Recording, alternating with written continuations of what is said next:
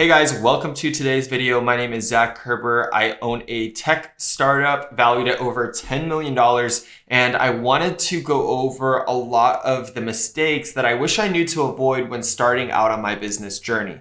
Now, I've had a variety of businesses over the years, from a marketing agency when I was first getting started all the way up into a tech startup company now that's a software subscription model in the real estate industry called Realia.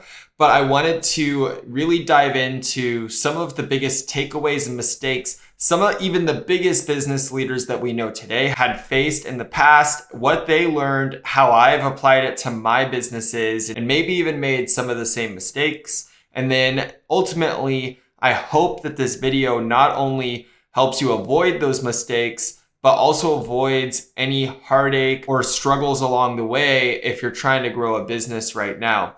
If I knew to avoid these things, then I could have been a lot further along a lot faster. But sometimes you have to learn the hard way, and some of these mistakes can be very, very expensive. So at the very least, I hope that this video at least saves you some money as you continue to build your business and test and refine it to get to that product market fit and to get to scale. Now, as an entrepreneur, learning from other people's mistakes can sometimes be just as valuable as learning from your own. If you think about learning from somebody else's mistake that maybe cost them $5 million, you can really take that and apply that to your business so you're not facing the same mistake. I was just reading a book this morning, and it's called How to Get Rich, and he goes over a couple of the mistakes he made that cost him millions and millions and millions of dollars. And being able to not only listen to those, but to think about how I might be making that same mistake, whether I know it or not,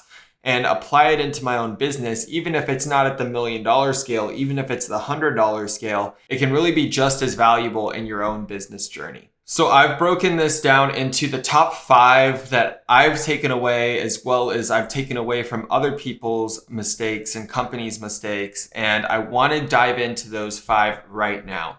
The first one is going to be mistake number 1, and that is just not starting. It sounds simple, but you would be amazed at how many ideas just never make it past the idea phase. For myself, I took a very long time working with a company and having a typical 9-to-5 job. Well, maybe not typical because it was Red Bull, but I spent a lot of my years with Red Bull. And if I think back to had I started building my businesses from day one, instead of going and working for a company like Red Bull, I think that I would be further along on my journey right now, and I would have discovered more things. It's really about time in the market. How long you're in the market decides how many things that you can test and really truly iterate on to get that product market fit or to find success. And if you look at any successful company these days, even for example, the founder of WhatsApp, he had a ton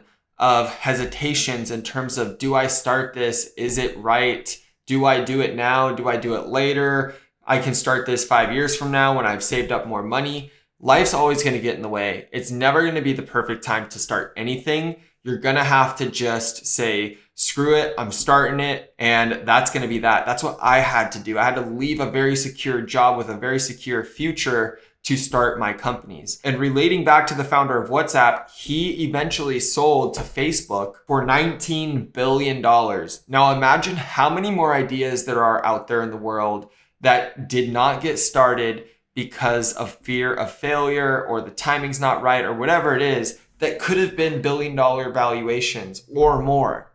So the key takeaway from this lesson number 1 is just get started. Like, I wish I knew that sooner. And I think I would be much further along on my journey had I known that. Mistake number 2 is ignoring market research. And this is really critical because you can spend all of your time and go to market and take action and get in front of customers. But if your product doesn't actually solve the problem at hand or fulfill the desire or want of the customer, you're just never going to be successful.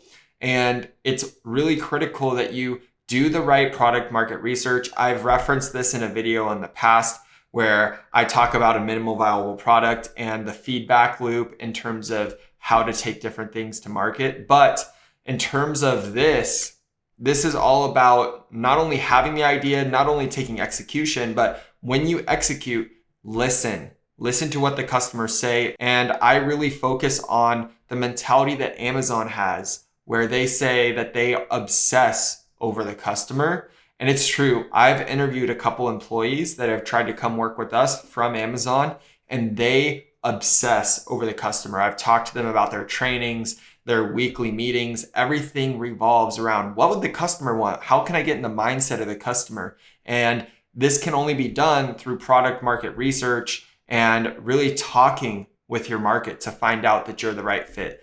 And I've actually invested quite a bit of money on a few features that I thought the market wanted, but in reality, they wanted completely different things. So now in our software, we do not invest in products or services that are not actually requested by a user. That is so important to us that if it is our idea, great.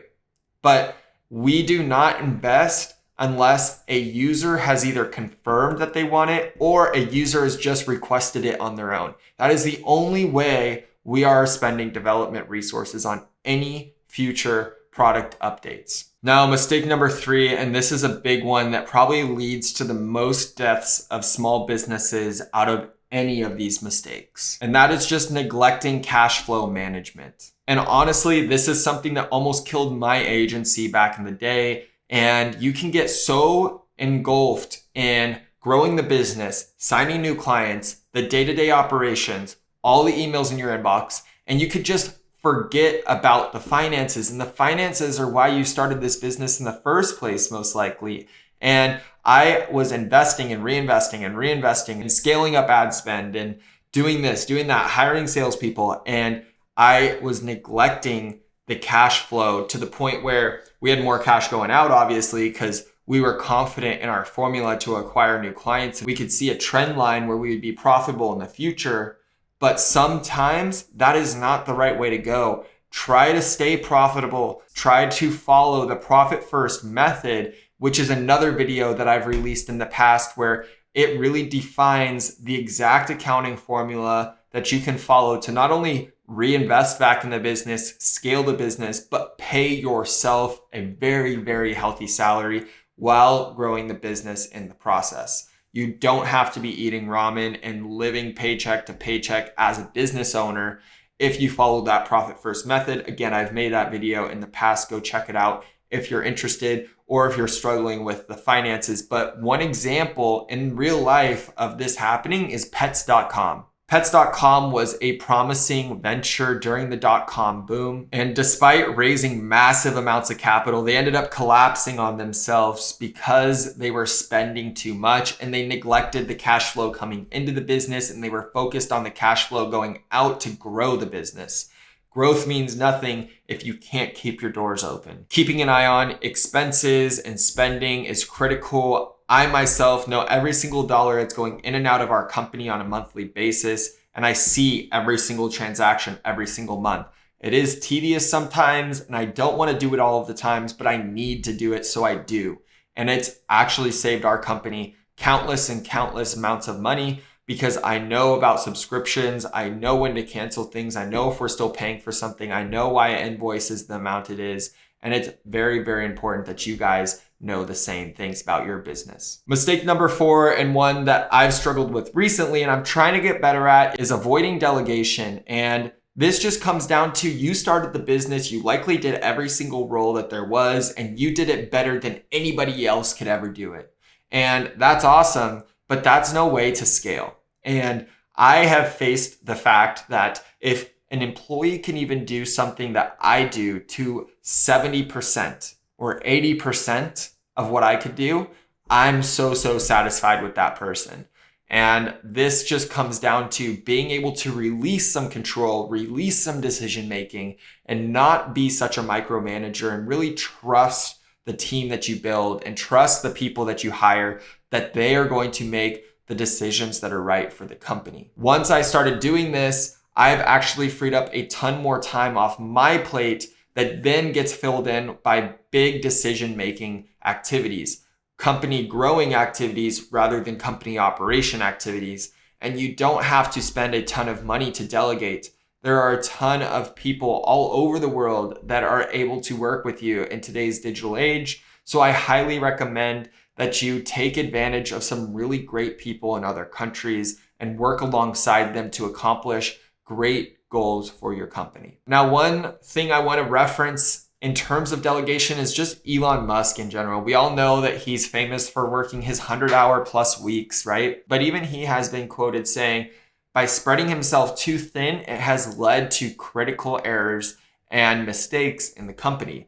If he had delegated out some of the decisions or tasks at hand, they would have been able to spend the proper amount of time analyzing and assessing the situation and actually would have made a better decision than he did because he was spread too thin, thinking about too many things and not able to give a decision the attention that it needed. The main lesson here is to know your strengths, know your weaknesses, and avoid spreading yourself too thin and also avoid burnout. And finally, I wanted to talk about failing to adapt. And today, the markets are changing so fast with AI this and crypto that and Web3 this, and you need to stay up to date with the newest social media platform. You need to focus on only the things that your customers care about, but you need to be able to adapt and change as their needs and wants change, right? So you can't just build a really great website builder and then never look at what Web3 is or what crypto is and just think that it's never going to affect you. You need to be aware of these things. And if your customers start actively asking for it, then it's time for you to make those pivots, make those different changes, and accommodate what they want. Because at the end of the day, your customer is the lifeblood of the business. One example that I wanted to share was with Kodak. Kodak failed to innovate, failed to pivot. And because of this, they actually had to file bankruptcy in 2012. They were stuck in their old ways and they refused to change to what the customers were actively seeking. And it's hard to think that Kodak did not have studies, did not have focus groups, did not have customer feedback mechanisms to know that customers were asking for certain products from their camera lines. So they went from being the camera brand in the 70s all the way up into non-existent today. The main lesson here is to listen to your customers, just like one of the past mistakes, and don't be afraid to make pivots, changes that are in alignment with what they're asking you. Now, I've made plenty of mistakes. I bet I'm still making mistakes that I'm gonna be looking back on a year from now. And although I'm only 27, I feel like I have learned enough to help out some other younger business owners, younger entrepreneurs, or even people that might be older than me but are just getting started growing their own business and starting their own business. And I really hope that these insights that I'm sharing with you help you grow faster, help you make more money, and save you money by saving you from any costly mistakes that would put you in a bad position. All of these videos that I make are really in alignment with helping you guys. So if you liked this, or if you got even one little tiny piece of value from this, hit the like button, hit the subscribe button. I am happy to make any video that you guys want. Let me know in the comments. I read every single comment. And I wanted to say thank you for watching, and I will see you on the next video.